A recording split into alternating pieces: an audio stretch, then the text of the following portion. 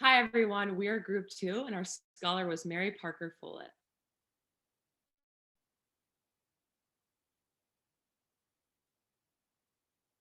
Follett is also referred to as the mother of modern management. She's most known for taking the ideas of psychology and human relations and bridging the gap with the business world. She defined management as the art of getting things done through people. She fostered the idea of reciprocity, and she believed that leaders should create other leaders in the workforce. Through Mary Parker Follett's literature, we are able to see how she structured her views on how governments, organizations, institutions should be run, with an emphasis on the individual's responsibility to manage oneself and each other. Through her community involvement, she left a lasting impact on how we interact with one another by creating community leadership. While people may not see any physical impact directly from Follett's theories, the ideas she came up with and the foundation she laid out in terms of management through human relations has had an immense impact on how modern day companies approach management.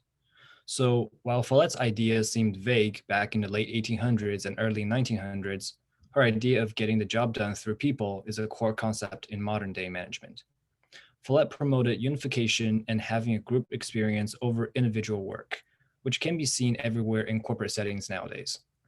This unification calls for synergy of employees in a company and the seeking of cooperation among peers over individual win. Lastly, Follett's theories laid out a base for managers to learn to train their subordinates to become as competent of a leader as he or she may be. Follett's principles of management theory placed heavy emphasis on employee engagement and autonomy within their individual roles. One of her theories that has impacted my own organization today is power sharing or integration. I notice it in the form of cross-functional teams with different job levels collaborating on one common goal or purpose within my department. I also notice it in team member accessibility to highest positions within my department. Another principle of Follett's is the principle of win-win, and I noticed this in my own organization and our heavy emphasis on a culture of team member empowerment, as well as investments in team member certifications and education, because these serve as a win-win for both the team and the organization at large. And I will pass it over to Sue for expansion on win-win and power with. Thank you, Jay. In my organization as well, we have a bonus structure that's based on team performance and not individual results. So that amount is equally divided among team members, which means that empowerment is very important and of the essence. And our last principle is the power with and not power over, which indicates that genuine power is coactive and not coercive. Recently, we did a reorg that did away with all position indicative job titles and made everyone managers.